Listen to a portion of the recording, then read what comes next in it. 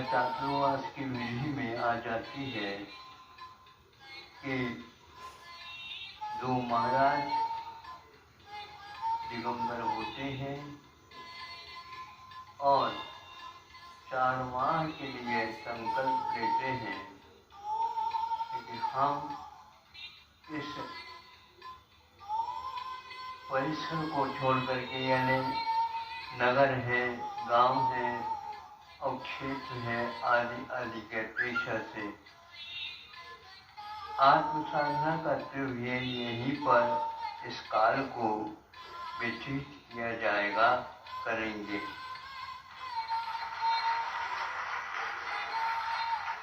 यह तो संकल्प 1 हफ्ते पूर्व में ही हो गया था, लेकिन मैंने सोचा कि हमें बांध करके ये लोग कहीं भग जाए तो क्या होगा।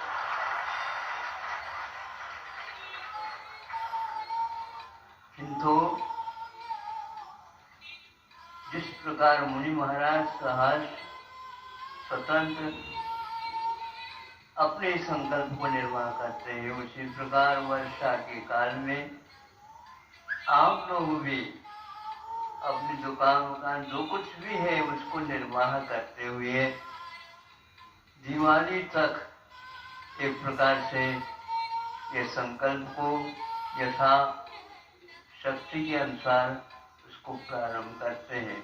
वैसे 2 मास में आप पालन करके जहाँ कहीं भी निकट अपना स्थान है वहाँ पर जाकर के अपने पशु धन का भी संरक्षण करते हुए, क्योंकि नदियों में पानी काफी आता है, उसको एकदम पार नहीं किया जा सकता।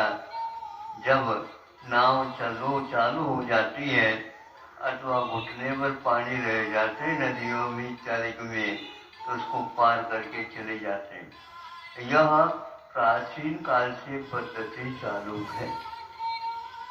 इसका उद्देश्य केवल अहिंसा तत्व का पालन, सूक्ष्म से सूक्ष्म और स्थूल से स्थूल दोनों प्रकार की हिंसा से दूर रह करके यह अहिंसक वर्ग किसी को दिखाने के लिए नहीं, बताने के लिए नहीं, महिमा गाने के लिए नहीं, किंतु हमें यह दुर्लभ वस्तु मिली है, इसका पालन हम 100% करते रहेंगे और अपने बच्चों के ऊपर भी इस प्रकार के संस्कार डालते रहेंगे।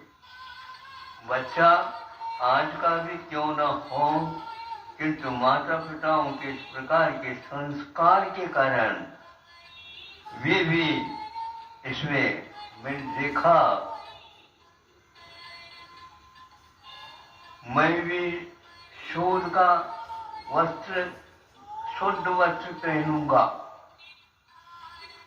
नहीं तो क्षोभ पैदा कर दूंगा, क्षोभ। हाँ, आप हमारी मांग को पहले पूर्ण करें। महाराज आप ही लोगों के लिए थोड़ी आए है, हमारे भी पुण्य से आए। हाँ बिल्कुल, हम बोलते रहे इसका अर्थ ये थोड़ी है आप बुलवा दो मन शुद्धि ऐसे पूर्ण करेंगे हम। आप लोगों ने एकदम थोड़ी सोचा और सीखा। इस प्रकार एक विशाल आहार चालू हो गया तो माँ ने कहा बेटा तुम बाद में है।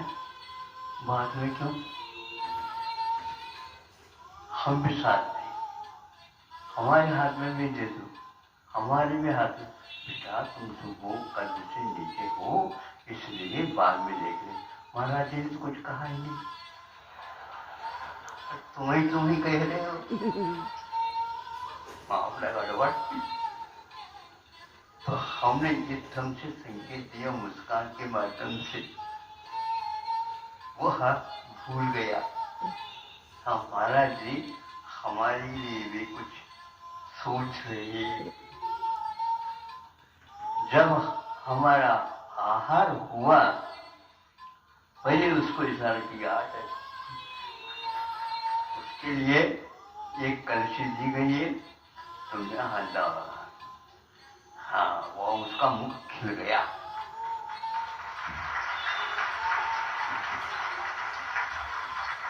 ज्ञान नहीं,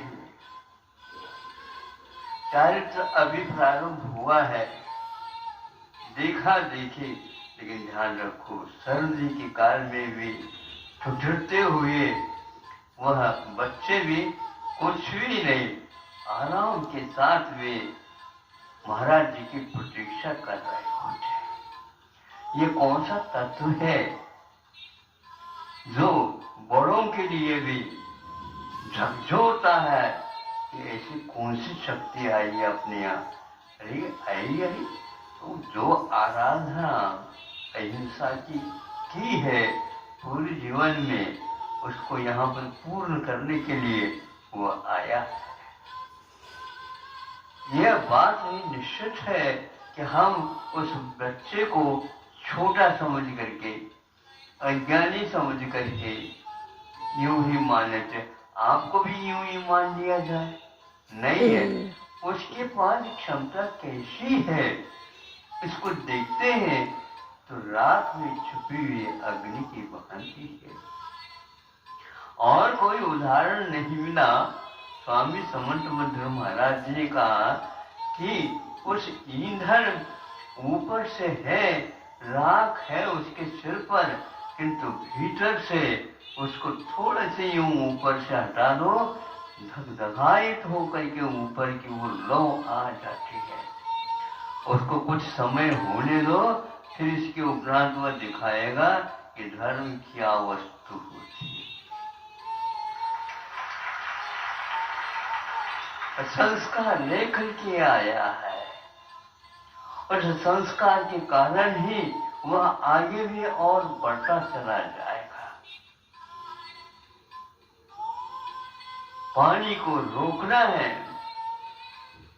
बहुत बादल फट करके जैसे पानी हो रहा है, विश्वास के माध्यम से उस पानी को रोका जा सकता है। कैसे महाराज?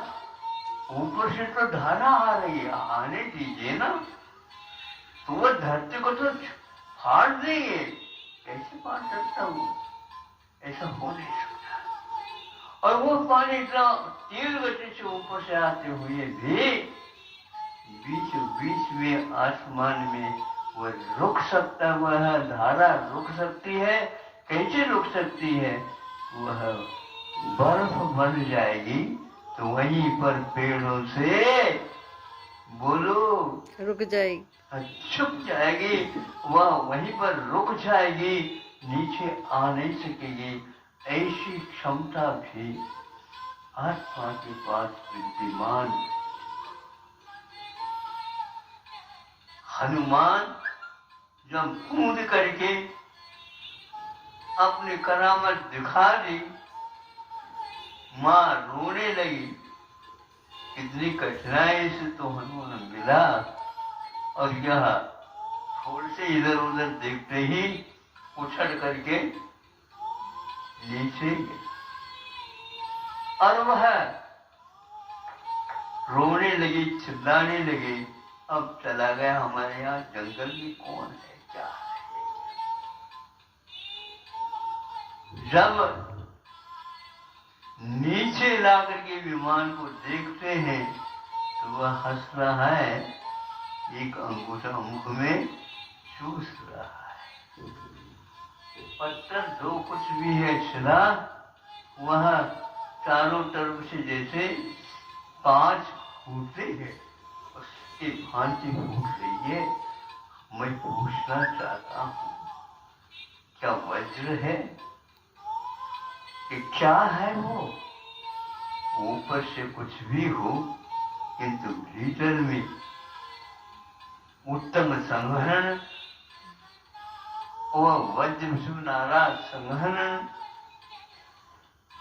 अभी वह कुछ भी बड़ा नहीं है, लेकिन बड़ा होने को होता है। जब बड़ा बनेगा तब मालूम पड़ेगा कि क्या रावण वह टिक सकेगा उनके सामने। यह विश्वास को मात्र लेकर के हम चलते हैं तो छोटे बच्चे भी 8 साल का हो जाता है तो आपकी पंक्ति में आकर के बैठ करके वह कार्य करने योग्य होता है। यहाँ तक कि आप सांस नहीं कर पाते, किंतु 8 वर्ष अंतर मोट के उपरांत वह लड़का भी, आपका पुत्र भी, आपका पौत्र भी दीक्षा लेकर के कैवल्य को प्राप्त कर सकता है। ये क्या है? ये ताली कहाँ क्यों बज रही है? इसलिए कि भीतर उसके पास इतना आत्मविश्वास विद्यमान है। आप लोगों ने यहाँ पर बैठ करके इस कार्यक्रम को इसीलिए हमने सोचा कि हमारे साथ ही उन लोगों ने क्यों नहीं स्थापना की, तो यह बाद में लोग इकट्ठा होंगे तो उनके लिए हम क्या जवाब देंगे। सागर वालों को जवाब दे दिया, कुंडलपुर वालों ने कुंडलपुर वालों को जवाब दे दिया, खजुराहो वालों ने खजुराहो वालों को जवाब दे दिया, खुरई वालों ने खुरई वालों को जवाब दे दिया। इस प्रकार करते करते करते करते और आज जबलपुर वालों को जवाब मिल गया। अब इसके उपरांत कोई जवाब नहीं। अब हमें ये सोचना है इस धरोहर को, इस दुर्लभ वस्तु को किस ढंग से विकसित करें, जन जन तक यह पहुंच जाए। बार बार कहने के उपरांत नहीं होता। देने तर कोई आ जाते हैं तो वो एक साथ में ही स्वीकार कर लेते। प्रतिभा शरीर में तो कुछ ऐसी भी बच्चियां आई बताते भी क्या, हमारे पास आए तो उस समय हमने आशीर्वाद भी दिए थे। वो बोल नहीं सकती और सुन नहीं सकती, लेकिन उनके घर वालों ने महाराज कुछ न कुछ तो कार्य कर लेंगे, अरे इसको कुछ नहीं काम करेगी तो आगे इनका होनहार ऐसे जो मनुष्य है, ये भी मनुष्य, घबराओ नहीं, तब यह पुण्य होगा इसलिए तो इधर आ गई, नहीं तो अन्यत्र चली जाती।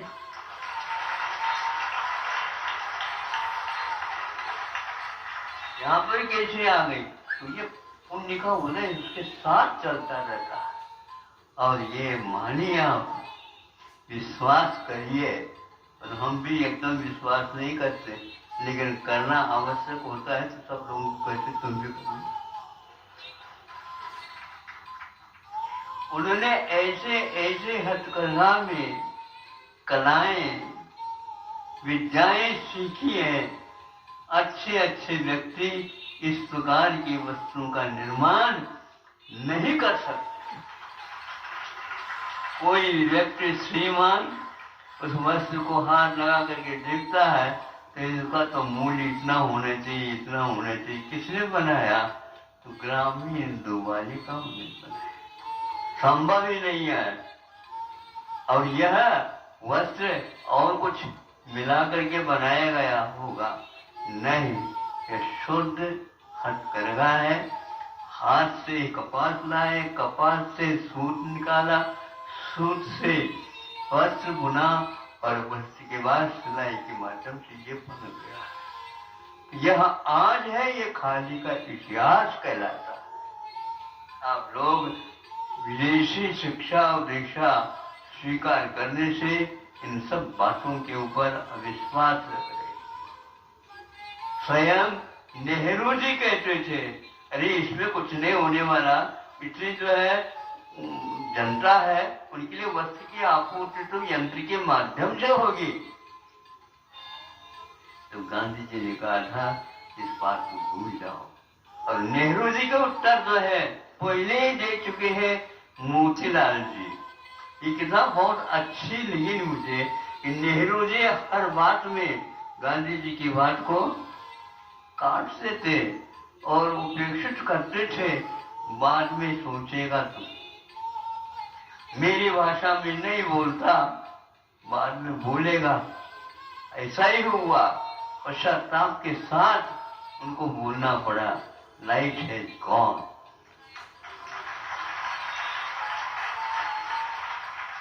क्या नेहरू जी धर्म को स्वीकारते थे? नहीं, उनको विदेश के अलावा कुछ नहीं। लेकिन गांधी जी के सामने तो वो कुछ बोल नहीं सकते थे। बाद में तो आंखों में से आंसू बहाए। आप लोग बाद में पश्चाताप करेंगे। इस इतिहास आप पढ़ना सीखो, इतिहास में ही छुपा हुआ ये सब कुछ मिलेगा आपको। आयुर्वेद जैसे 3000-4000 वर्ष पूर्व में लिखे हुए शुद्ध औषधि ग्रंथ है। शोध कुछ नहीं हुआ। अरे शोध के बिना एक लाइन भी नहीं लिखी जा सकती है, और एक एक लाइन के ऊपर आप शोध कर सकते हैं। आज इस बात को महामारी ने विश्व के सामने रख दिया है। ब्रह्मचारी जी ने कहा कि काढ़े के माध्यम से यह सब कुछ दूर हो सकता है, और हुआ ये ऐसा ही है। उसमें स्पष्ट लिखा हुआ है, यदि आयुर्वेद के ऊपर आपका विश्वास नहीं है तो ये ध्यान रखना, फिर ये शास्त्र लिखा क्यों गया? यदि इसके पास क्षमता नहीं होती है तो 4 दान क्यों लिखे गए हैं? इसके स्मरण करने मात्र से हम बहुत कुछ असह्य वेदना को भी सहन कर सकते हैं और सत्य को भी इसमें से उद्घाटित कर सकते हैं। उन्होंने मंत्र के माध्यम से भी, यंत्रों के माध्यम से भी, दवाइयों के माध्यम से भी वहां अकाल मरण को दूर करने का मात्र अमोघ शास्त्र यदि है तो आयुर्वेद। यह किताब, यह ग्रंथ किसने लिखा? भट्टा कलंक देव ने लिखा। जिनके पास इतनी प्रतिभा थी, एक बार सुन लिए और पूरी पूरी पंक्ति उनकी हो जाती थी। ऐसा ग्रंथ के ग्रंथ रचने की बात नहीं है, अपने आप काम होते। उसमें उन्होंने लिखा कि यह कैसा है कि इदम तो रसायनम, ये मृत्यु इसके सामने आ नहीं सकती। आएंगे तो भग जाएंगे और निष्क्रिय हो जाएंगे। ऐसे दिगंबर मुनि महाराज कभी भी कह नहीं सकते। और इसलिए कोई माने या न माने, जब ये पंक्ति आ गए तो हमें मानना पड़ा कि यह शतकर नागम में जो पूर्वों का काम आता है तो उसमें से उसका भी यह प्रकरण दिया गया है। ऐसे यह आयुर्वेद द्वादशांग का एक आकाश, एक भाग है, प्रकरण है, अध्याय है। और वरदान के क्षेत्र में गृहस्थों के लिए 4 प्रकार का धर्म बताया। दानम, पूजा, शीलम आसो, प्रभुव्य हो सामिया नाम धर्म। 4 प्रकार का यह धर्म है, श्रावकों के लिए बताया गया है। और उसमें उन्होंने लिखा है, अकाल मरण को दूर करने का कोई उपाय है तो आयुर्वेद है। ऐसा पहले का छोटा भी खूब अच्छे ढंग से कर, क्योंकि निरंतराय आहार बहुत महत्वपूर्ण है। उसी प्रकार समय पर इस प्रकार के शुद्ध औषधियों का प्रयोग, कहाँ जेनिटर भी आ जाते हैं तो इसको बहुत अभाग्य मान करके उसका सेवन करते हैं और उससे लाभ मिलने से वो अभाग्य कह करके और दवाई लेकर के चले जाते हैं, बांटते हुए भी देखे गए हैं। ऐसे शुद्ध यह शास्त्रोक्त पद्धति से निर्माण किया हुआ औषध आपके शरीर को भी, मन को भी, वचन को भी संशोधित कर सकते हैं। इन तीनों के संशोधन के बाद आपकी आत्मा की मूल भी आपकी गति हो जाती है। भगवान से प्रार्थना करता हूँ आपका तन मन धन सब कुछ शुद्ध हो और अंत में आत्म तत्व का भी परिमार्जन आप लोगों के द्वारा हो। इन्हीं भावनाओं के साथ अहिंसा परमो धर्म की